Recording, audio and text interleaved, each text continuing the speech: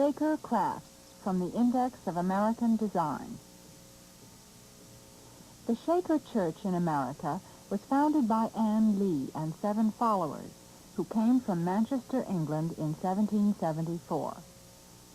After an early settlement near Albany, the Shakers founded in 1786 what was to be their central colony at New Lebanon, New York.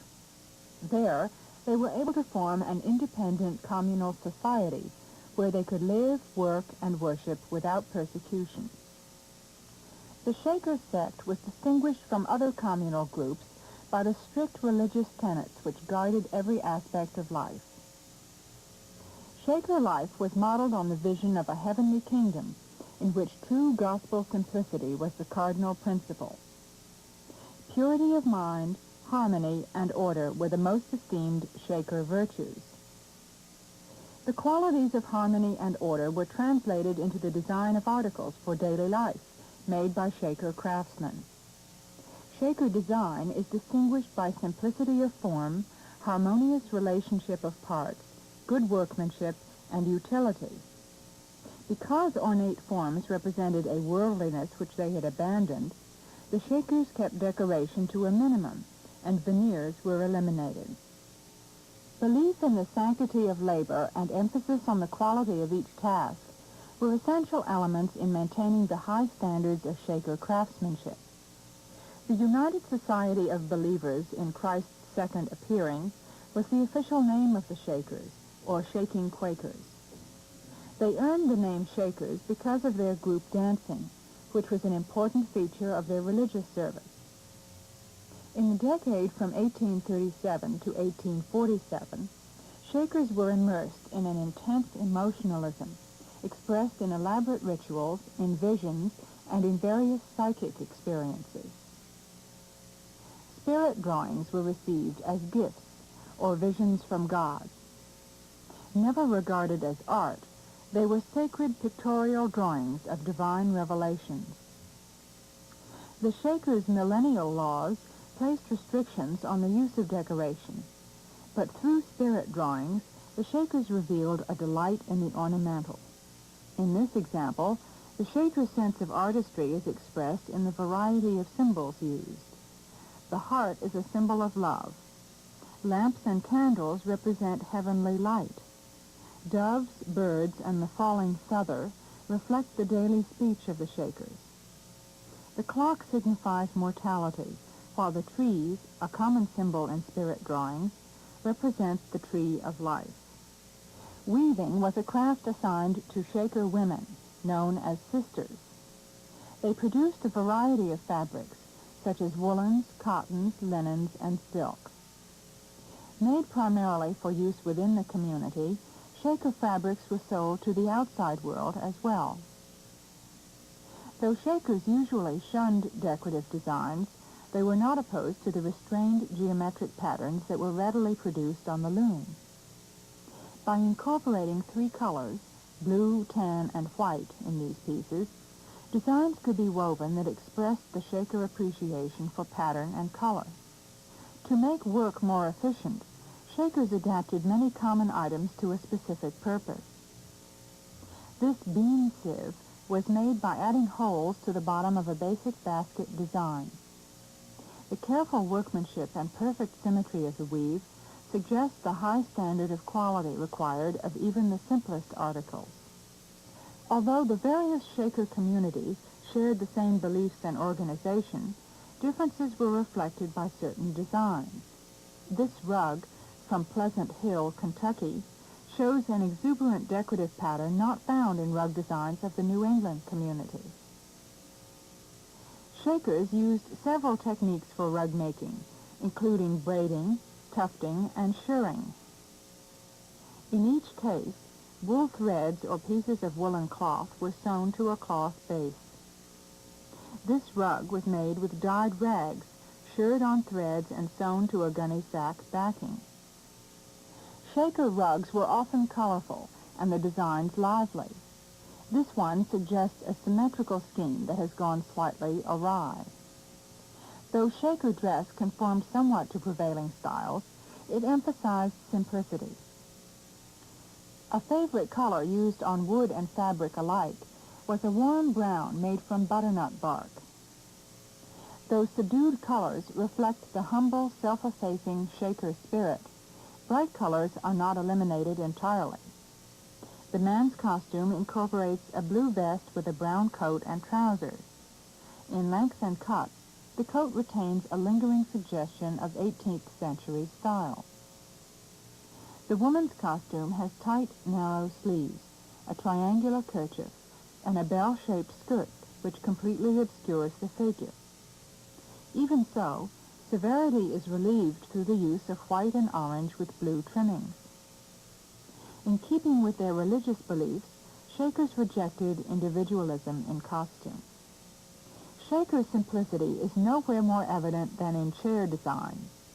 Outwardly straightforward, each element of the design was carefully considered for greatest efficiency and use. This is a tilting chair, named for the device attached to the back legs. A ball and socket joint was invented by the Shakers, so that the chair could be tilted backwards without having the legs scratch the floor or cause unnecessary wear of the rugs. Shaker chairs were famous for being light in weight yet sturdy. Because they were light, they could be hung on the walls while the floors were being cleaned. Their sturdiness provided durability over many years. The seat of this chair is made of cane. Caned chairs were uncommon except at the colony of Enfield, New Hampshire. Furniture was made primarily for use in Shaker communities, but chairs were also produced for sale to the world. Records show that this chair, made at Pleasant Hill, Kentucky, was purchased in St. Louis. Bentwood rocking chairs were inspired by the elaborate rockers developed in the outside world. The lines of this chair have been simplified, however, and the elegant curve of the wood has replaced the more ornamental design of rockers made outside Shaker communities. The trestle table had its ancestry in early European styles. Shakers transformed the heavy, ornate style by narrowing and lightening the trestle ends to dimensions still sufficient for rigidity and strength. The variation they introduced succeeds in combining beauty and utility. This table was made especially long and wide to be used in the communal dining room of a Shaker village. The chairs are unlike those typically made by Shakers. The legs are bulbous, with a pronounced taper toward the top and bottom. The spindles on the back, with a small diamond-shaped ornament, suggest the 19th century Windsor style popular in the outside world. Made in Pleasant Hill, Kentucky, these pieces reflect a more elaborate style than was common in most Shaker furniture. Even though the sect emphasized uniformity, differences among the communities were nonetheless evident. Candle stands like this one were a standard item in each Shaker bedroom or retiring room. They were typically made of cherry, with a round top and a slender shaft which expanded downward to a tripod base. The legs curve outward to form graceful arcs. Candle stands were usually about 25 inches high and could serve a variety of uses within the room. In this piece, the Shakers adapted the basic pedestal table, such as the candle stand, for a specialized use. Drawers have been added on opposite sides of the table so that it could be used for sewing by two sisters at once. The tripod base of the candle stand has been modified to a four-legged variety here. As in other pedestal tables, stability of the vase-shaped base and pedestal shaft has been ensured by the precise calculations of Shaker craftsmanship. Because efficiency and order were dominant themes in Shaker life, many types of cabinets and chests were built for storage. This cabinet is also a secretary.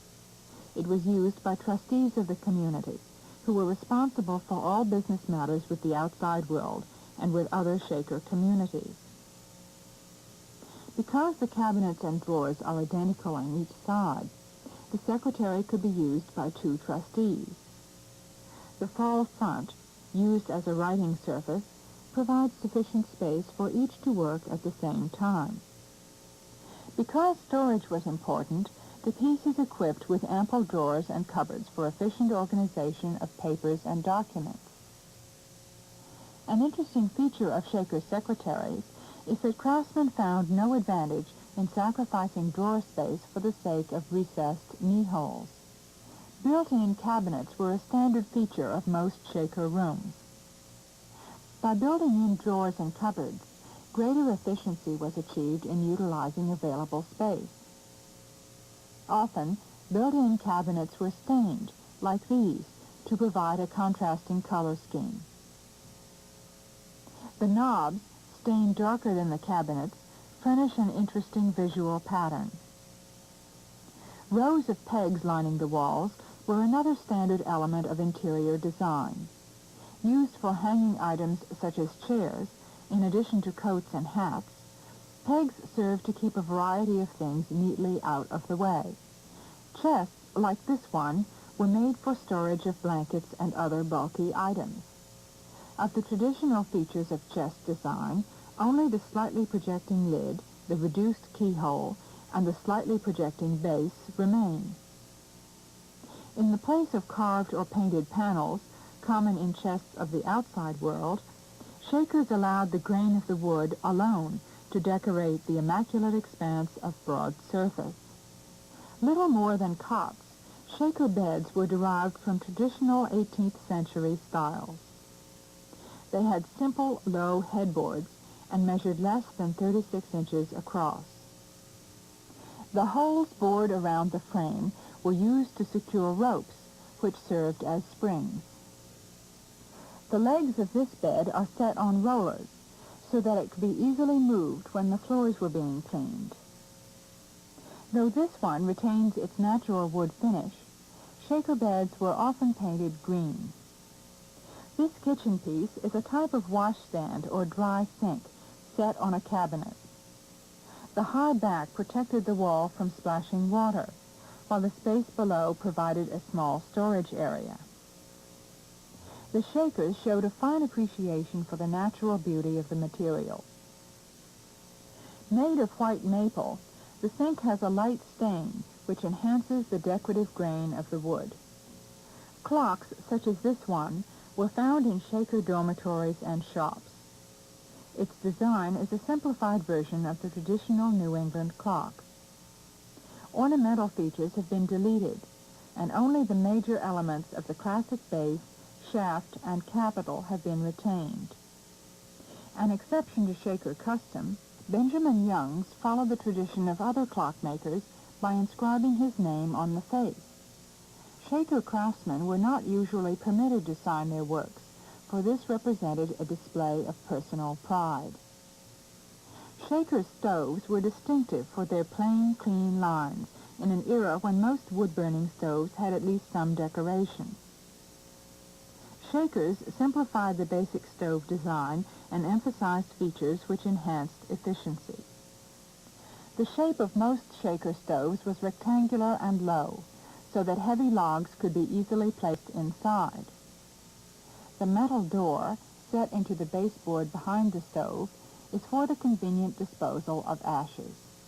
This completes the program on Shaker crafts, based on renderings from the Index of American Design at the National Gallery of Art. The Index is a collection of more than 17,000 watercolor paintings of American decorative arts from colonial times through the 19th century.